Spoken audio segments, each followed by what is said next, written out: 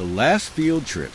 It was supposed to be a normal school trip, a weekend away in the countryside, far from the city, where students could enjoy nature and bond with their classmates. The teachers had booked a secluded campsite near an old forest, a place where no one had stayed in years. They said it would be peaceful, a break from technology, a way to connect with the world around them. But by the time the bus pulled up on the gravel road, the sky was already dark. The drive had taken longer than expected, and the last rays of sunlight were slipping behind the trees. The students piled out of the bus, chattering and stretching their legs. There were 24 of them, some excited, some bored, some just eager to get away from school for a while. As they unloaded their bags, one of the teachers, Mr. Carter, gathered them together. "Listen up, everyone. This place is old, but it's safe. However, there are a few rules. No wandering into the forest alone. No sneaking off after dark. And whatever you do, stay away from the well." A few students exchanged glances. "What well?" someone asked. Mr. Carter hesitated for a moment before answering. "You'll see it in the clearing by the trees. Just don't go near it." That should have been the first warning. The first night passed uneventfully. The students set up their tents, roasted marshmallows, and shared stories by the fire. But the next day, curiosity got the better of them. Around noon, a group of students, Jake, Megan, and Ryan, decided to explore. Ignoring the warning, they wandered through the trees until they found it. The well.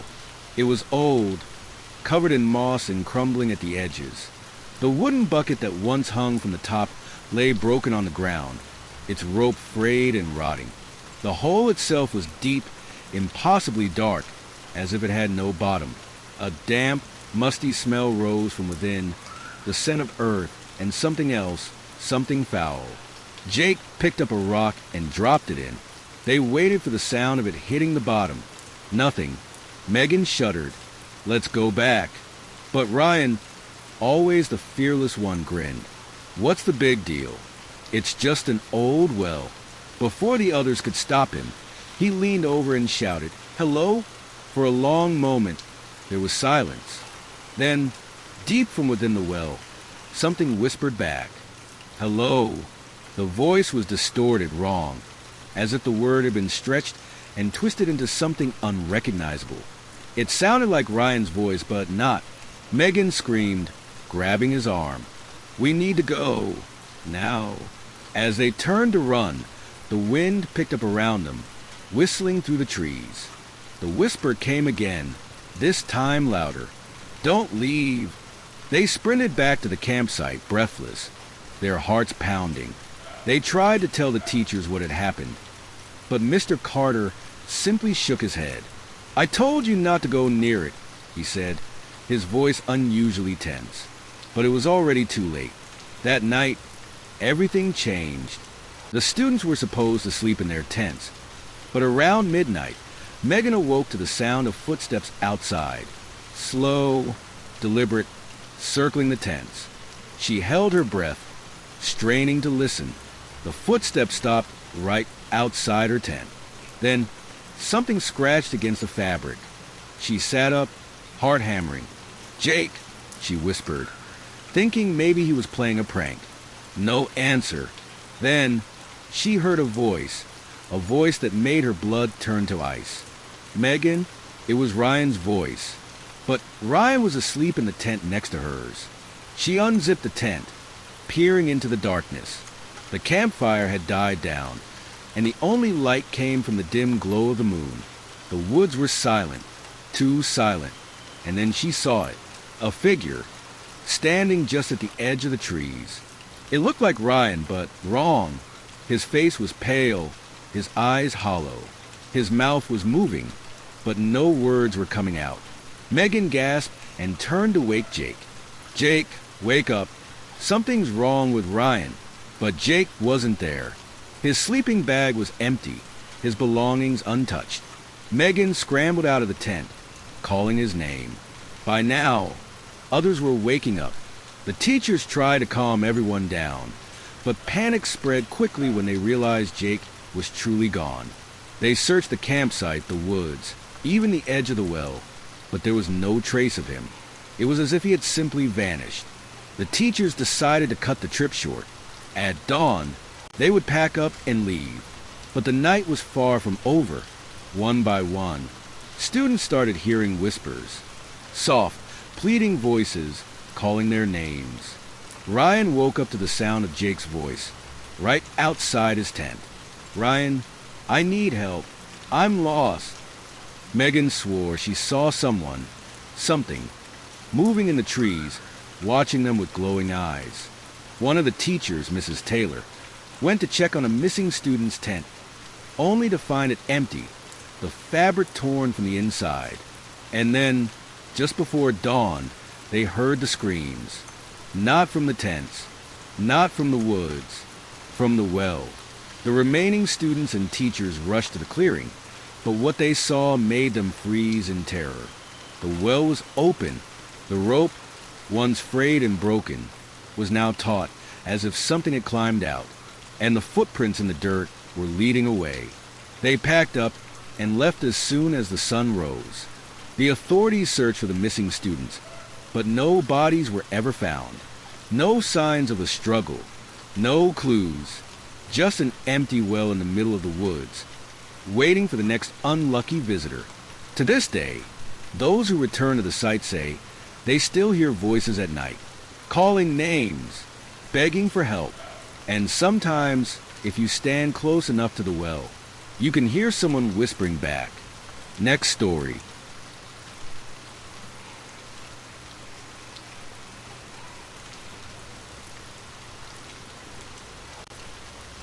One, two, three. A simple school trip. 3 days in the mountains, away from the city, no phones, just nature, fresh air, and a big old lodge where they'd all be staying. The teachers promised hiking, campfires, and ghost stories that were only stories. But some stories are real. The lodge was old, way older than they expected. The wooden beams creaked with every step, and the air inside smelled like damp wood and something else, something stale. The group, 20 students, 2 teachers, settled in picking rooms, throwing their bags onto bunk beds. The lodge had a history, of course. They all knew it. Someone, probably Aaron, the class clown, had read about it online. 30 years ago, a group of hikers went missing here. Only one body was ever found. The others were never seen again. Miss Carter, their history teacher, laughed it off. "Urban legends," she said, waving a hand. "Just stories to scare kids." But by the second night, nobody was laughing. It started with the noises. At first, it was just the usual old house sounds, creaks, distant thuds, maybe some wind whistling through the cracks. But then it became deliberate, a slow, rhythmic tapping on the wooden walls. 1, 2, 3, always 3. Aaron was the first to joke about it, banging back on the wall. "Oh, the ghost is coming for us," he laughed. That night, Aaron was the first one to disappear. No one noticed at first. They thought he was just pulling a prank. But the next morning, his bed was empty, his bag untouched. His shoes were still at the door, and he wasn't in the lodge. The teachers panicked, calling his name, searching the trails, but there was no trace of him. Then Mia vanished. She had been in the common room, sitting by the fireplace with 2 other students. They only looked away for a second. When they turned back, she was gone. No sound, no scream, just gone. By the time night fell, fear had settled over the group like a heavy fog. They locked the doors, barricaded them with furniture, and huddled together in the dining hall. "We have to get out of here," Mark whispered. "But how?" someone else asked. The lodge was in the middle of the woods, miles from the main road. The teachers had taken the only van, which wouldn't return until morning. Then the tapping started again. 1, 2, 3, slow, deliberate, right outside the dining hall. Miss Carter grabbed a flashlight. "Stay here," she ordered, voice shaking. She swung the door open, shined a light. Nothing, just empty hallways. But the tapping didn't stop. It moved. Behind them now, inside the room, the students turned, eyes wide with terror.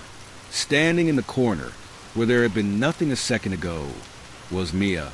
Her face was pale, too pale, her eyes wide and unblinking. Her clothes were wet, dripping onto the floor. But the worst part, she was smiling, her lips curled too wide, her teeth dark, stained. "I found them," she whispered. And then the lights went out. The screams didn't stop until morning. When the teachers returned with the van, the lodge was empty. The furniture was overturned. The doors were still locked from the inside. But the students, every single one, were gone. The police searched for weeks. They never found a single body. Just one thing. On the wooden walls of the dining hall, scratched in deep, jagged letters. 1, 2, 3, next story. The best field trip. It was supposed to be the best trip of the year. 3 days out in the wilderness, away from school, away from parents, just nature, fresh air, and freedom. The class was buzzing with excitement as the bus pulled up to Black Hollow Forest. They were going to stay in a secluded cabin deep in the woods. It was supposed to be a getaway they would never forget. The cabin was old, older than any of them had expected. The wooden walls creaked, the floorboards groaned underfoot, and the faint smell of mildew lingered in the air. It was clear this place hadn't been lived in for a long time. The teachers assured them it was all part of the charm. But the students weren't so sure. Some of them felt the odd, unsettling chill the moment they stepped inside. The first night was full of nervous energy.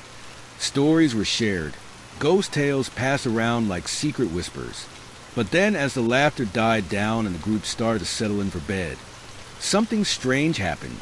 Around midnight, when the wind had calmed and the world outside was still, a sound broke the silence. It was soft at first, just a faint splash. A distant splash, almost like a stone dropped in a pond. The students turned to each other, confused, not sure if they were just hearing things. But then it came again, louder this time, a clear, echoing splash that vibrated through the cabin walls. At first, they thought it was a trick of the wind. Maybe a branch had fallen into a creek. But then it came again, closer, louder, as though something or someone was throwing something heavy into the water. Liam and Josh, the two biggest troublemakers in class, were the first to venture out. With their phone flashlights in hand, they slipped out the back door and into the cold night, ignoring the nervous warnings of their classmates. The forest around them was thick and dense. The trees seemed to loom taller than usual, their branches twisted into strange shapes like clawed hands reaching for the sky. There were no sounds, no rustling leaves, no chirping insects, only the eerie quiet of the woods, broken only by the occasional rustle of the wind in the treetops. And then they saw it, the well. It stood in the middle of a small clearing, surrounded by thick vines and overgrown brush. The stonework was old, cracked, and worn by time. It looked like it hadn't been touched in decades. But the bucket, the rope, the thick wooden planks, they were all there undisturbed. And the air around the well seemed heavier, colder, as if the ground beneath them was holding its breath. Josh chuckled nervously, trying to lighten the mood. Looks like something straight out of a horror movie, huh? Liam, always the more daring of the two, walked closer, tossing a rock into the well. The sound of it splashing against the water echoed in the silent night. Splash. Liam grinned. Still water down there. That's good, I guess. But then he froze, a strange feeling creeping up his spine. He could hear it, the unmistakable sound of something splashing again. But neither of them had thrown another stone. Josh stared down into the well, his flashlight illuminating the dark hole. For a moment, there was nothing. Then another splash. This time, it was closer. They both jumped back, their hearts pounding in their chests. A low, guttural growl seemed to vibrate from deep within the well, a sound like something alive, was moving inside it. Without thinking, Josh grabbed Liam's arm, urging him to leave. But Liam stood frozen, his eyes fixed on the darkness below. He could have sworn, just for a split second, that he saw something move in the blackness. And then, before either of them could react, it happened. A hand, a cold, decomposing hand shot out of the well, its bony fingers wrapping around Josh's wrist with an unnatural strength. The skin was gray, decayed, and covered in dark, thick veins.